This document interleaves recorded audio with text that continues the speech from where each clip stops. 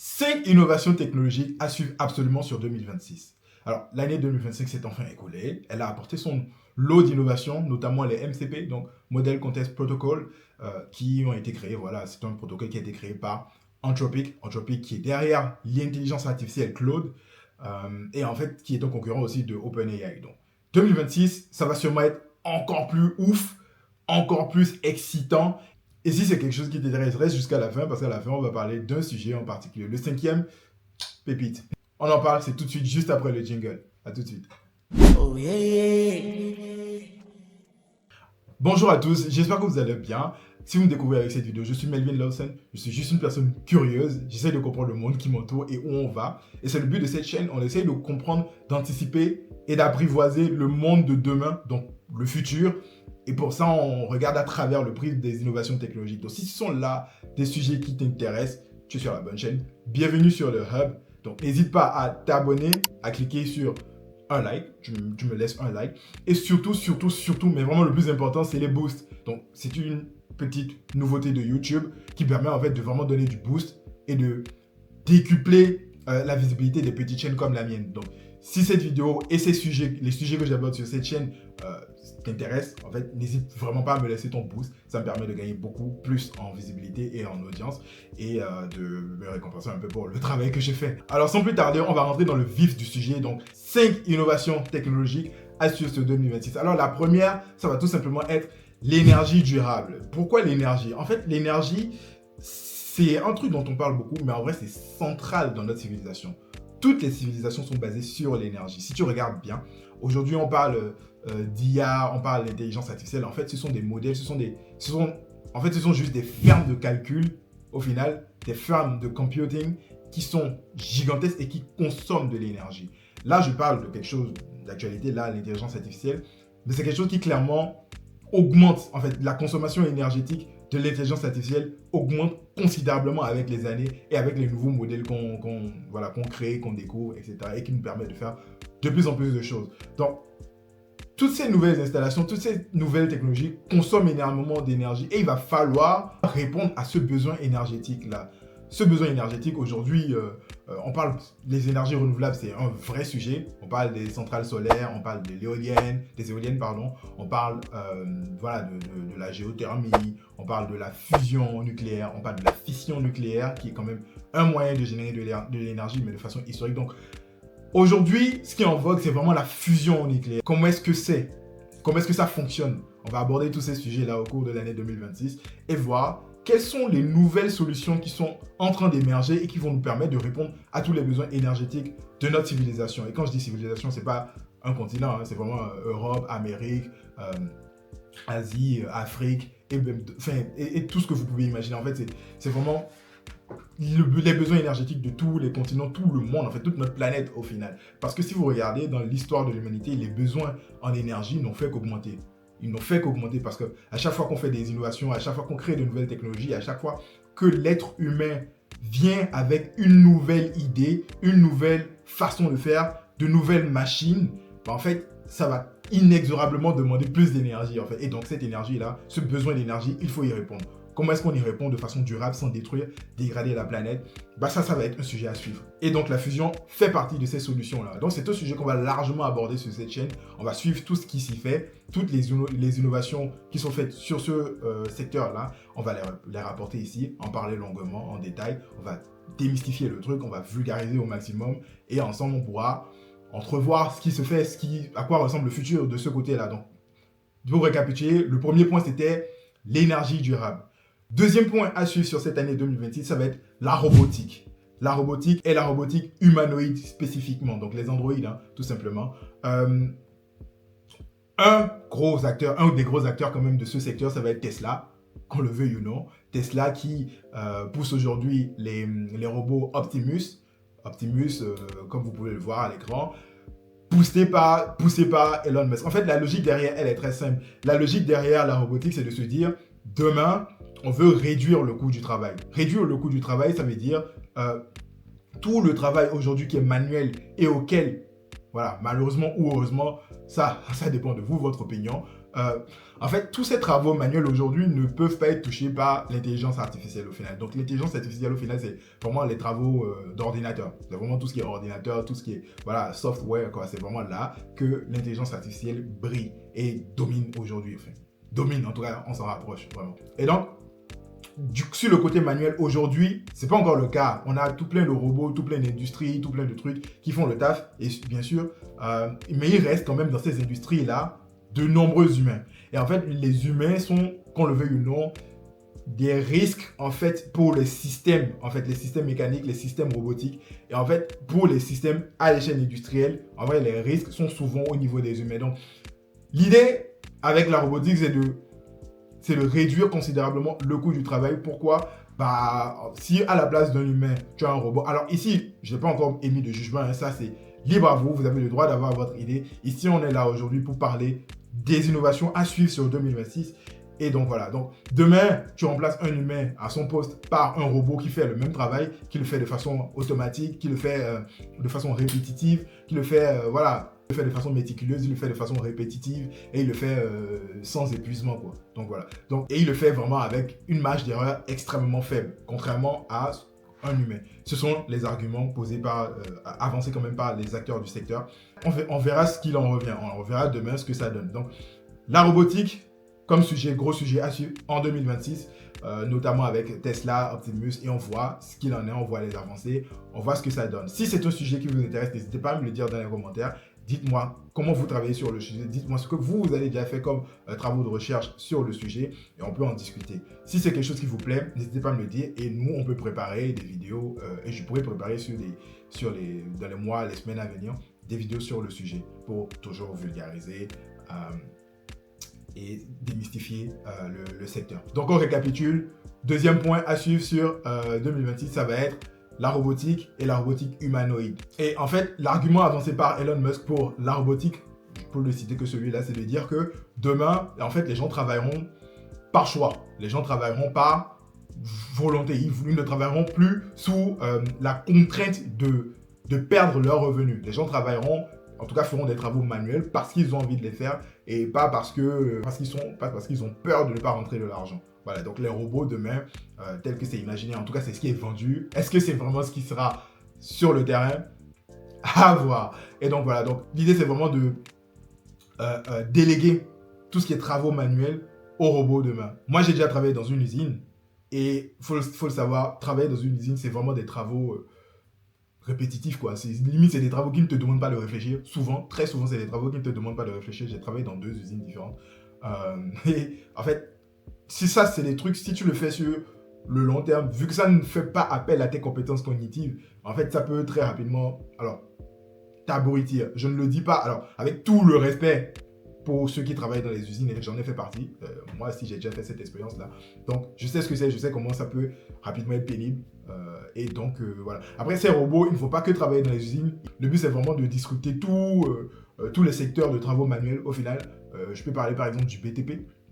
Le BTP qui aujourd'hui représente un des secteurs avec le plus gros taux d'accidents du travail quand même. C'est un des secteurs avec le plus gros taux de risque humain au final. Et donc demain, il y a les robots, ça permet de complètement réduire le risque humain en fait. Et en plus de réduire le coût du travail au final et de pouvoir de permettre à notre civilisation d'avancer beaucoup plus vite. Troisième point à suivre sur 2026, troisième innovation technologique à suivre sur 2026, ça va être les jumeaux numériques. Alors les jumeaux numériques, le concept il est très simple et l'idée c'est de répliquer le fonctionnement, le comportement d'un outil, d'un système, d'un système, ça peut être n'importe quoi, ça peut être votre ordinateur, ça peut être une centrale solaire, ça peut être une usine, ça peut être, je sais pas moi, une entreprise. L'idée c'est de répliquer l'entité en entier vraiment, mais de façon numérique, donc de sorte à pouvoir le superviser depuis votre ordinateur, depuis votre moniteur. Enfin, vraiment, l'idée c'est de vraiment le monitorer, donc le surveiller, le superviser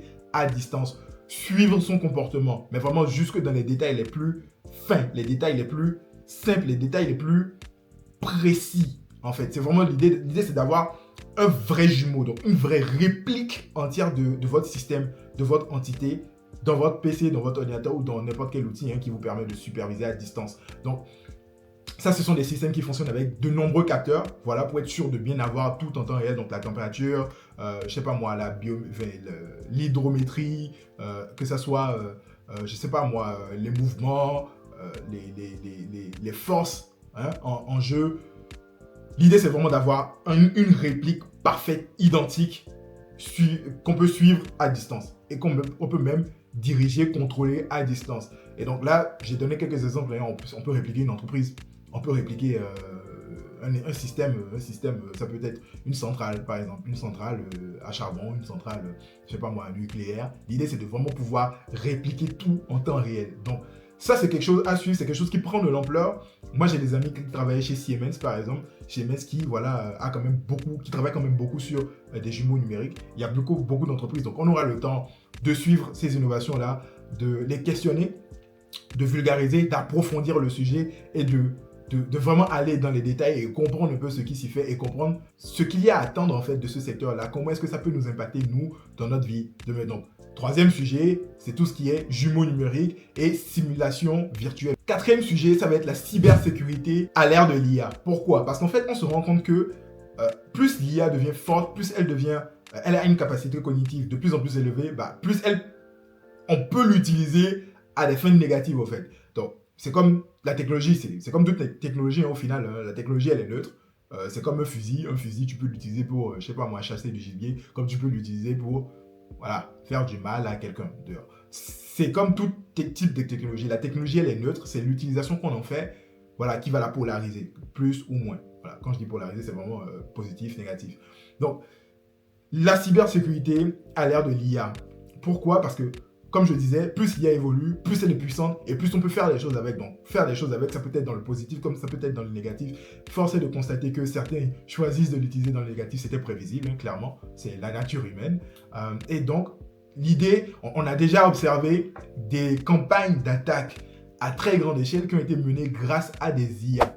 Voilà. Donc, typiquement, il y a une attaque qui a déjà été détectée et les attaquants ont utilisé Claude, donc l'intelligence artificielle d'Anthropic dont je parlais précédemment, pour mener cette attaque-là à bien. Et donc, l'IA a servi à comprendre le système, à découvrir les vulnérabilités, à élaborer tout un système vraiment sophistiqué afin d'attaquer, que ce soit des entreprises, que ce soit des bases de données, que ce soit tout ce que vous voulez. Donc, l'idée, c'est vraiment de vraiment suivre la cybersécurité à l'ère où l'IA est de plus en plus puissante. Donc, il y a plusieurs exemples qu'on va pouvoir relater ici, des exemples qu'on va présenter, qu'on va décortiquer ensemble, qu'on va approfondir pour comprendre ce qui se joue dans ce secteur-là. Donc, quatrième point, c'est la cybersécurité à l'ère de l'IA. Alors, si vous êtes encore là, je vous remercie parce que maintenant, on va aborder le cinquième point et qui est un point qui m'intéresse particulièrement. Cinquième point, l'IA agentique. En fait, l'IA agentique, l'IA, c'est intelligence artificielle. Hein, donc, quand je dis agentique, ça va être les agents.